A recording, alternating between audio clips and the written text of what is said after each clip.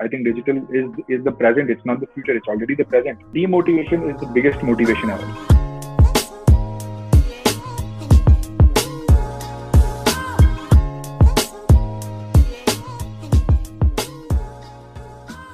100%. I think whatever you do, there is all social media gives you a platform where every single person has their own personal opinion. Every single person has their own say to whatever that is being put out, and you can't control it because it is a public forum. The internet is a public forum, and you can't control whatever one wants to write or one wants to say. The only thing you can do is to build a base, build an audience for yourself, and sell the product. That's it.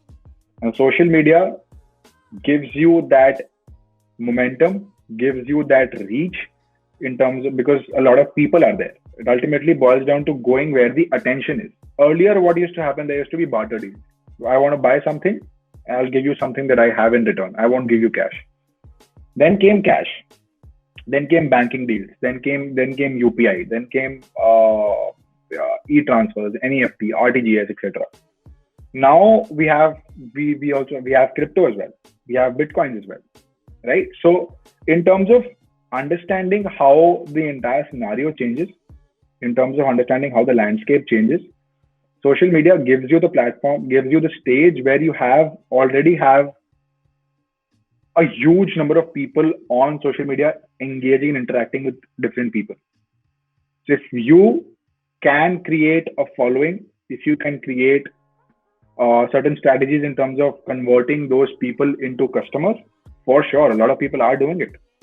And you should too. Why not? I think digital is the present. It's not the future. It's already the present. Future mein kya hone wala hai, it's just mind-boggling to see how the future is shaping up. The kind of technologies that's coming up, it's beautiful. This coming decade will be a decade of technological innovations. Will be a decade for startups. There will be so many new businesses coming up. There will be so many entrepreneurs coming up. There will be so many great creators who will be shining in this decade. It's not even funny. So if you can crack social media, for sure. Like I in my opinion, nobody can crack social media.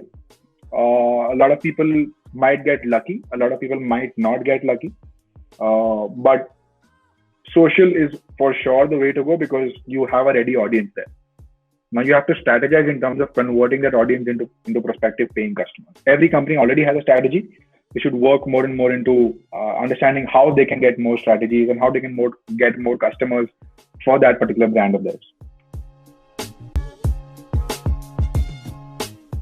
When it comes to the influencer marketing industry, of course, there are a lot of influencer marketing agencies and a lot of brands and a lot of influencers. So there are two parts to it, right?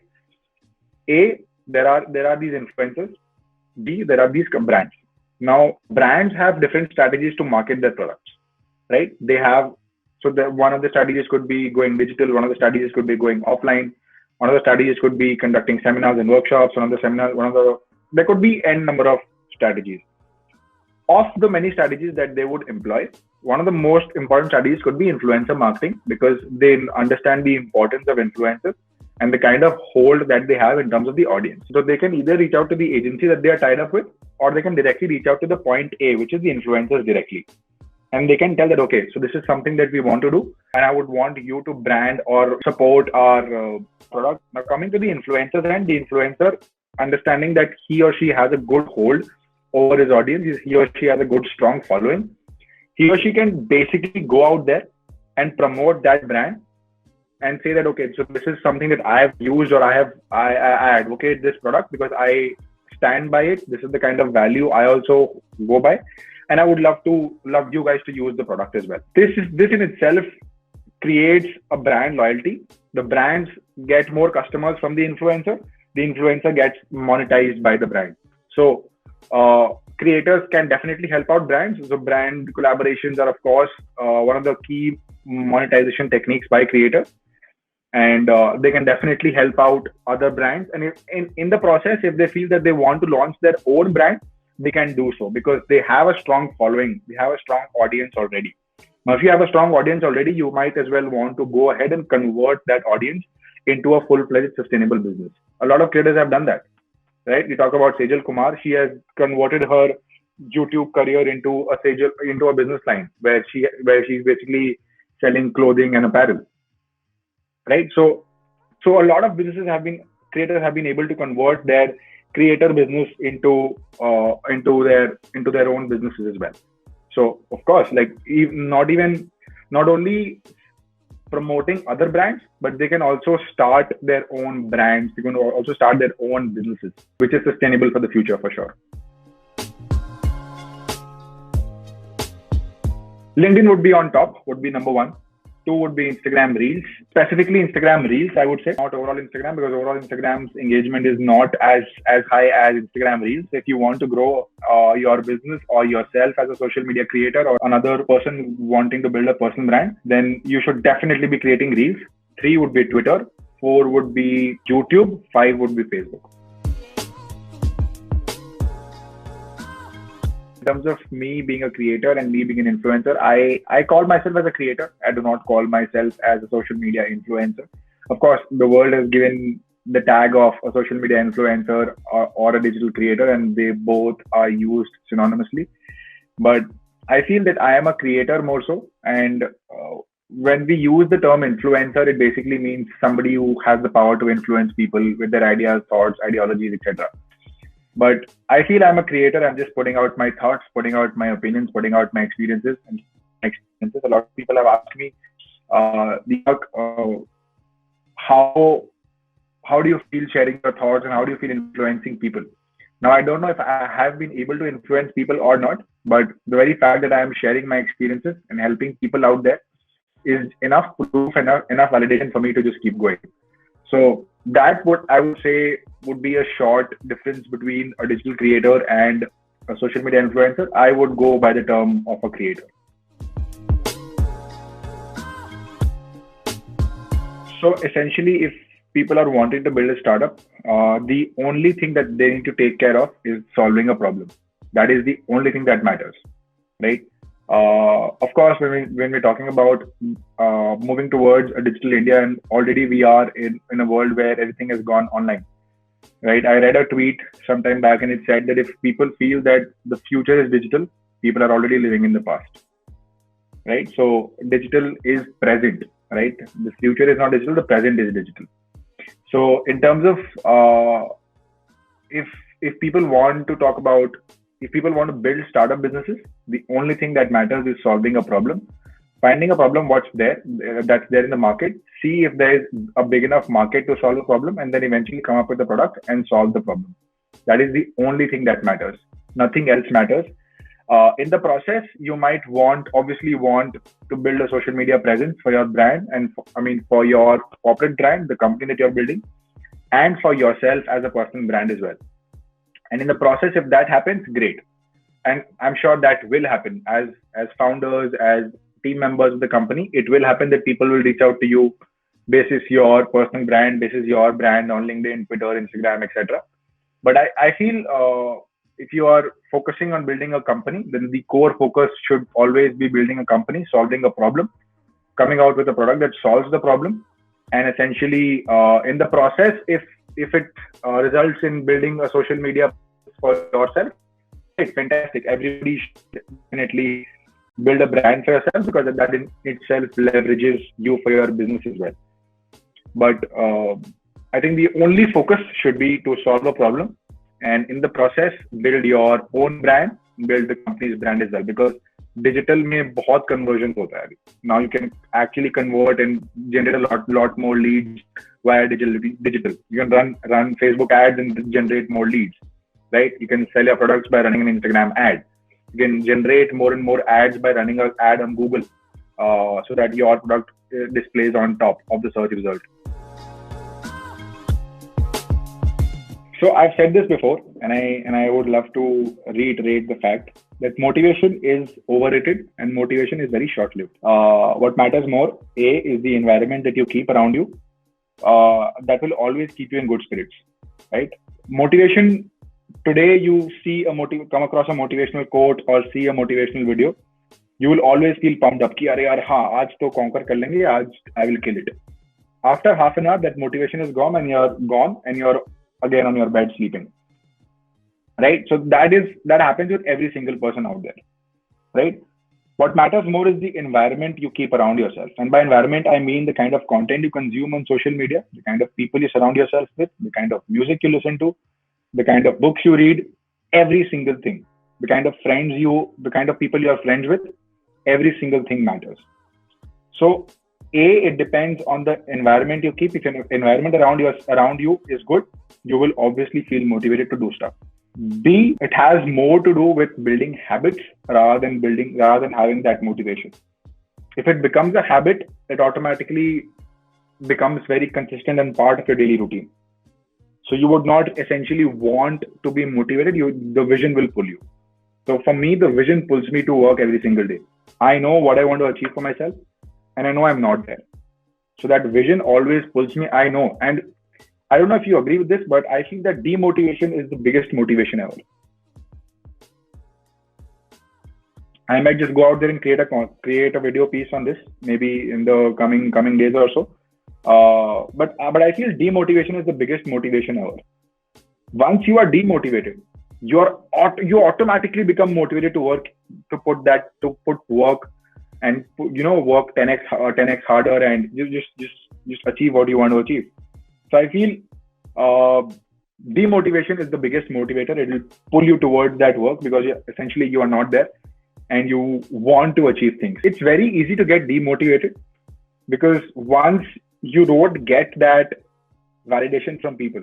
So if I was, say for example, if you're a creator and you're creating a lot of content every single day, right? But you're not getting enough views or enough traction or enough engagement. You are doing your best, but still, maybe because of the platform, maybe because of the engagement, maybe because of the algorithm, you are not getting enough engagement. You are bound to get demotivated. But what really matters here is to maybe take a back seat, take a little break, come back stronger, analyze your strategies, and then come back stronger. And that's very important. So I feel this would work really well in terms of anybody who is demotivated and should get back to work, because it's very easy to get demotivated. Frankly, one bad comment can make you demotivated for the entire day, right? But what really matters here is to analyze, see what's making you happy or sad. If it's making you sad, take a break, take a step back, take a break for like 5 days, 6 days, and then probably come back stronger. So that has helped for me, and I'm sure it might help a lot more people. So 3 parts to the answer, if I were to summarize. 1, the environment. 2, demotivation being the biggest motivator. And C would be the vision that you have for yourself essentially will pull you towards the kind of work that you're putting in.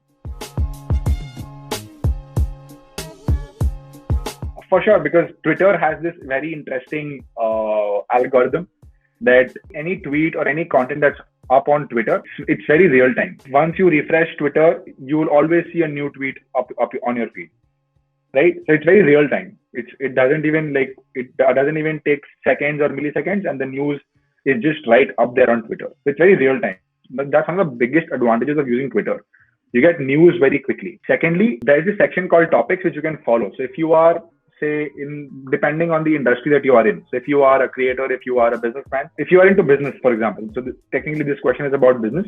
So if you are a business owner, right? If you are into, say, technology, if you are into, say, apparel, if you are into digital marketing, right? Any business that you are in, select the industry. So under topics, you will find a lot of industries, right? A lot of topics. Select those topics that are of interest to you in terms of your industry. You will keep on finding news articles and a lot of tweets or content relevant to that particular industry. A, that will help you get updated as to what's happening in Twitter and in the real world in terms of that particular industry. B, you can use that particular strategy in your business or not. So you can strategize that in your business as well. We are not very far where we have a term called Twitter influencers as well in the near future. We're not very far of that as well, where we have Twitter influencers and influencers creating content and uploading it and, generating more and more leads for their business via Twitter. So they're not far. I mean, I think it's already there, but just the official term of Twitter influencers needs to be rolled out very soon. I think engagement is always bad. I would say engagement is worse than a creative block, because a creative block वाला चीज आप उसको recover कर सकते हो. It's in your hand. You can take a break, come back strong, create your best piece of content out there. But even if you're creating your best piece of content out there, the engagement is not solid. There's no point having that creative block. I mean, dealing with that creative block once again, right? So I feel engagement का ऐसा है कि you have to keep on interacting with your audience as much as you can. So if you're able to interact with your audience, have a depth of audience and just interact with your audience and see what they want on a daily basis, interact with them on DMs, go live with them, have a word with them directly if you can, and just interact with them on a daily basis. That will give you feedback, right? And once you are consistent, you will be better able to beat the algorithm, because the platform knows that, okay, you are now very consistent in your content. Let's push his content to the audience. So just be very consistent in terms of putting out content. You'll be good to deal with the engagement part. But I feel if you compare both of them, I feel engagement is any day worse. I mean, it's not a really good thing to deal with as a creator, for sure. I think we're moving towards the passion economy. If an economy where people follow their passion and eventually turn that into a full-fledged business.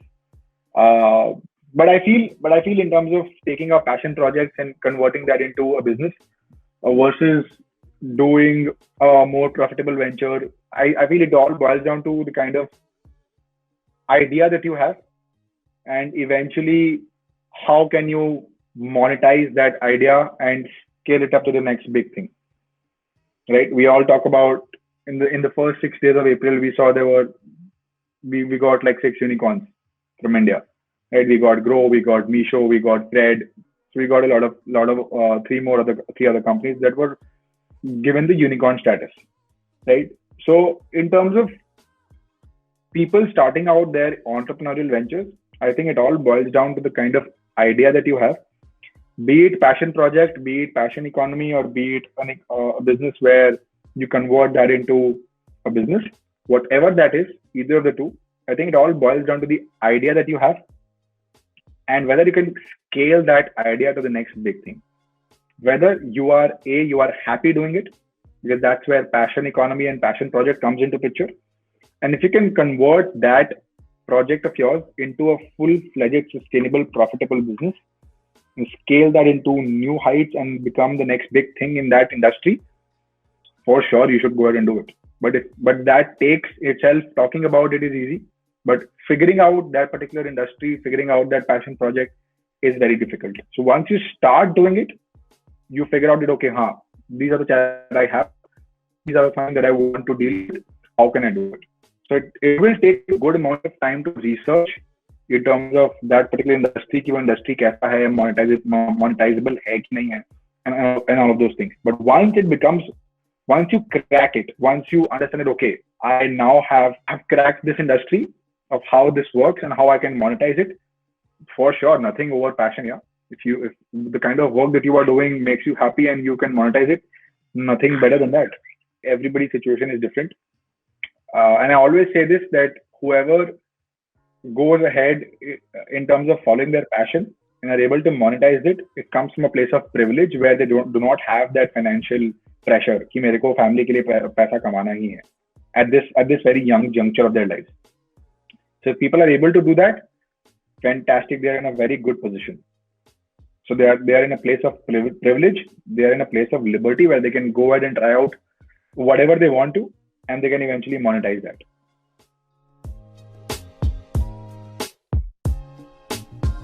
So I think the Midas Touch for our venture would essentially be showing the path to students, just making students aware that there is a huge difference between what is being taught in colleges and what happens in real life. Once you enter the corporate space, once you enter the real world business scenario, things take a U-turn, things take a steep turn, right? It is not what you're taught in schools and colleges. It is completely different right now. Our Midas Touch would be giving or equipping students with the correct practical knowledge based on specific professions, so that students are equipped with that practical knowledge, because once they enter the industry, once they enter the industry world and the corporate world, they already know the basics of how work is done.